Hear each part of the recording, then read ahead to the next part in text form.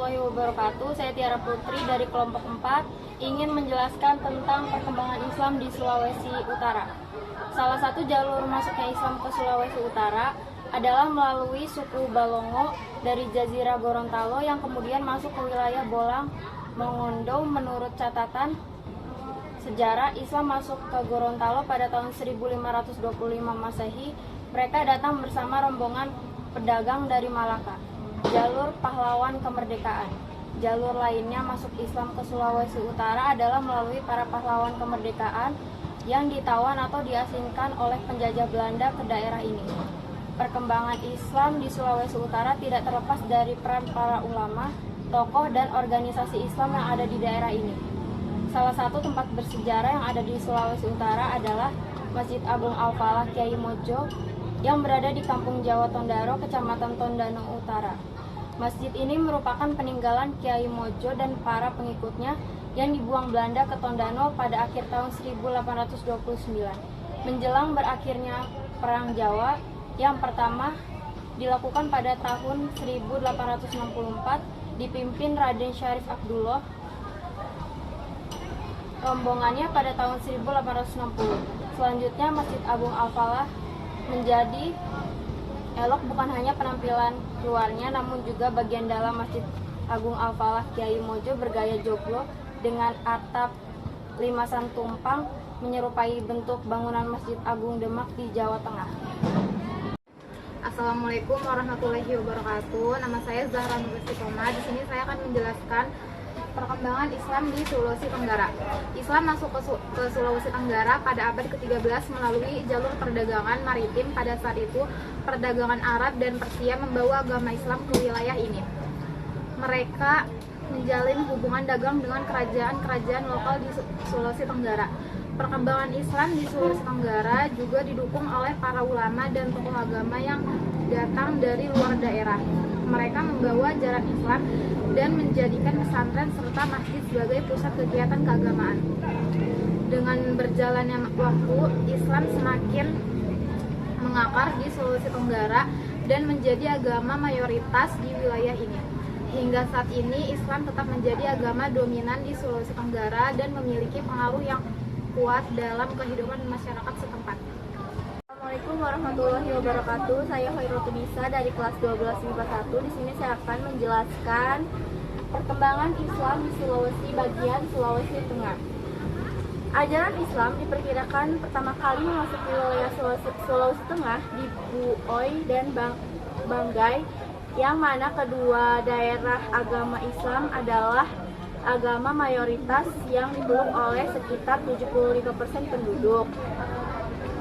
Agama Islam masuk ke wilayah ini melalui berbagai jalur dan terpengaruh karena kerajaan tetangga maupun luar daerah. Penyebaran agama Islam di Sulawesi Tengah pada abad ke-16 hingga abad ke-18 oleh para ulama dan pedagang murni yang berasal dari berbagai daerah. Penyebaran agama Islam di Sulawesi Tengah membawa dampak positif bagi masyarakat setempat, baik dalam bidang keagamaan, sosial, maupun politik. Selanjutnya saya akan menjelaskan tentang situs Masjid Sulawesi Barat. Masjid ini terletak di bilangan Jalan Yos Sidoarjo menuju bangunan masjid yang kini modern, tak menandakan bahwa masjid tersebut merupakan salah satu masjid tertua di ibu kota Sulawesi Barat. Namun, jika menurut sejarah, masjid ini punya kisah perjalanan panjang dalam perkembangan Islam menuju Abdul Mulia Saleh, tokoh masyarakat setempat, dan mantan imam Masjid Manutar Masjid Jami Nurul Mutahada.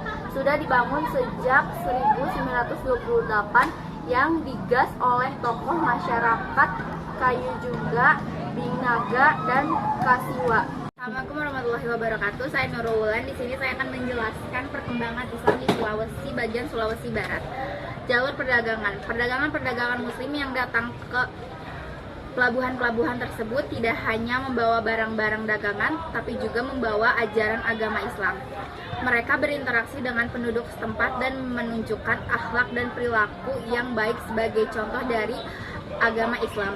Mereka juga memberikan pengetahuan tentang agama Islam kepada penduduk setempat yang tertarik untuk mempelajarinya. Selanjutnya ada jalur dakwah. jalur perdagangan, jalur dakwah juga menjadi salah satu cara penyebaran agama Islam di Sulawesi Barat. Jalur dakwah dilakukan oleh para ulama dan mubalik yang datang ke Sulawesi Barat untuk menyebarkan ajaran agama Islam secara langsung kepada penduduk setempat. Para ulama dan mubalik ini berasal dari berbagai daerah seperti Aceh, Minangkabau, Jawa, Malaka, dan Timur Tengah. Selanjutnya ada jalur politik. Jalur politik juga menjadi salah satu faktor penyebaran agama Islam di Sulawesi Barat. Jalur politik berkaitan dengan hubungan antara kerajaan-kerajaan yang ada di Sulawesi Barat dan kerajaan-kerajaan Islam yang ada di luar Sulawesi Barat seperti Goa Talo, Makassar, Wajo Bugis, Bone, dan Buton. Hubungan ini meliputi hubungan analisa bawahan atau permusuhan. Assalamualaikum warahmatullahi wabarakatuh. Nama saya Najwa Aulia Salsabila. Saya akan menjelaskan tentang perkembangan Islam di Sulawesi Selatan. Islam masuk ke Sulawesi Selatan tidak diketahui secara pasti kapan waktunya. Islam sudah ada sebelum kerajaan Gowo dan Talo menjadi kerajaan Islam pada abad ke-16. Hal ini dibuktikan dengan adanya perkembangan Islam di Makassar yang dihuni oleh orang-orang berasal dari Campa, Patani, dan Johor, dan Minangkabau. Salah satu penyebar agama Islam di Sulawesi Selatan adalah Syekh Abdul Wahid yang berasal dari Patani. Pada masa pemerintahan Raja Gowo ke-10, sudah terdapat perkampungan Islam di Makassar. Pada masa penyebaran Islam sudah dilakukan secara peperangan oleh kerajaan Gowo Talo, 3 kerajaan Bugis, Bone, Wajo, dan Sopeng yang tergabung dalam aliansi menolak agar memeluk Islam. Maka pecahlah perang antara kerajaan Gowo Talo melawan kerajaan Bugis pada tahun 1611. Lanjut, di sini ada masjid yang ada di Sulawesi Selatan. Masjid Palopo. Masjid tua di Palopo dibangun pada 1604 merupakan peninggalan kerajaan Luwu, berlokasi di kota Palopo, Sulawesi Selatan. Masjid ini didirikan Raja Luwu yang bernama Datu Payang Luwu, Sultan Abdul. Masjid ini berbentuk bujur sangkar dengan ukuran 15 x 5 meter. Seperti masjid-masjid tua di Indonesia, bagian atas terdapat mustaka yang terbuat dari keramik Cina. Assalamualaikum warahmatullahi wabarakatuh. Nama saya Nala Sifa. Saya akan menjelaskan situs perkembangan Masjid Al-Amin di Sulawesi Tengah. Masjid yang dibangun sejak 1906 ini memiliki arsitektur Arab dan Melayu. Pilar bangunan masjid yang terbuat dari kayu ulir masih terlihat kokoh menopang bangunan masjid yang sempat dihantam gelombang tsunami 2018 silam.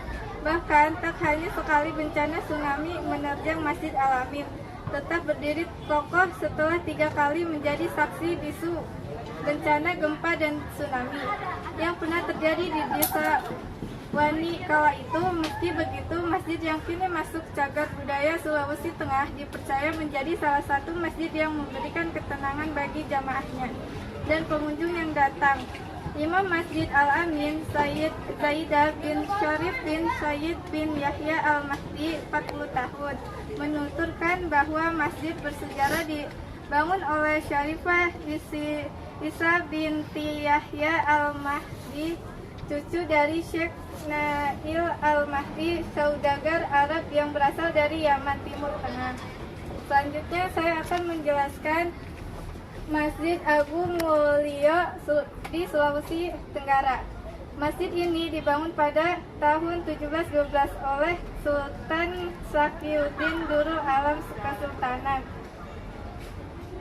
Buton dan merupakan lambang kejayaan Islam pada masa itu. Para ahli meyakini masjid ini adalah masjid tertua di Sulawesi Tenggara.